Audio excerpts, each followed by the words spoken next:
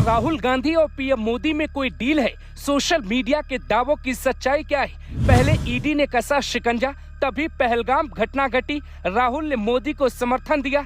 2016 2019 की घटनाओं पे राहुल का आक्रोश, 2025 की घटना पे मोम की तरह क्यों पिघलना? सियासत में कुछ तो ऐसा पक रहा है जो जनता नहीं समझ पा रही।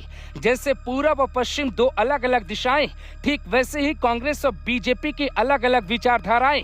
लेकिन पहलगाम की घटना के बाद सियासत के दो दुश्मन एक कैसे हो गए?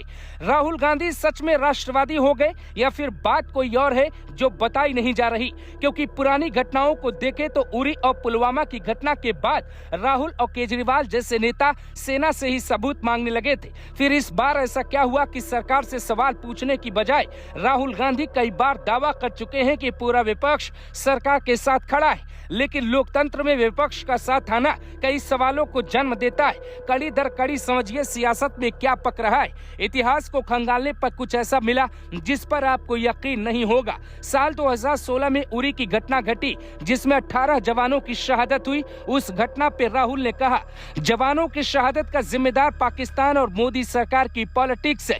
2019 पुलवामा अटैक के बाद राहुल ने कहा, मोदी के नए भारत में स्वागत है, सेना का पैसा उद्योगपतियों को दिया। पुलवामा अटैक के बाद राहुल गांधी ने सेना के एयर स्ट्राइक पे भी सवाल किए।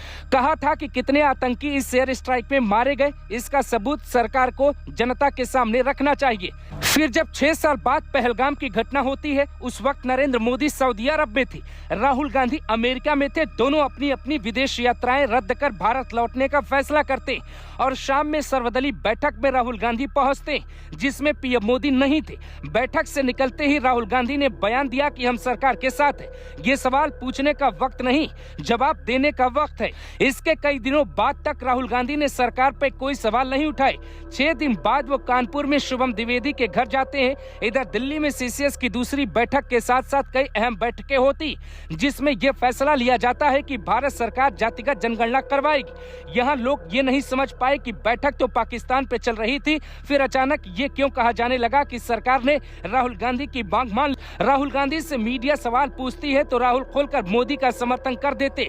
वो कहते हैं ये सवाल पूछने का वक्त नहीं। तो ये कहानी कुछ तो इशारा करती, क्योंकि कुछ दिनों से ही नेशनल हेराल्ड केस में ईडी का शिकंजा कस रहा था। चार्जशीट जो ईडी ने तैयार की थी उसमें बाकायदे राहुल गांधी और उनकी बात सोनिया गांधी का नाम था। उन दोनों पे गिरफ्तारी की तलवार लटक रही थी। उधर रॉबर्ट वाड्रा से कई घंटे कई दिनों तक पूछताछ होती रही, उन पर गिरफ्तारी की तलवार लटक रही थी। इधर पहलगाम की घटना घट जाती है और सारे राजनीतिक समीकरण बदल जाते हैं। राहुल का कश्मीर की घटना पे सवाल न पूछना, बीजेपी नेताओं का कांग्रेस पे वार करना, राहुल गांधी का बचाव करना कुछ इशारा करता है। सोशल मीडिया पे दावा किया जा रहा है कि राहुल गांधी और नरेंद्र मोदी में कुछ तो पक रहा है, क्योंकि जिस दिन सरकार ने जातिगत जनगणना की मांग स्वीकार की उसी दिन कांग्रेस ने यह दावा किया कि झुकती है दुनिया झुकाने वाला चाहिए। और कई बीजेपी प्रवक्ता यहां तक कि योगी आदित्यनाथ ये नहीं समझ पाए कि पीएम मोदी ने अचानक अपना स्टैंड क्यों बदल लिया। हमने मानी है तुम्हारी मांग, तुम रख लेना उसके बदले मेरी मान। सियासत है कुर्सी बदल जाती है, तुम रख लेना गांधी परिवार का ख्याल, हम रख लेंगे तुम्हारी 56 इंच छाती का मान। ये सवाल कई लोग उठाने लगे।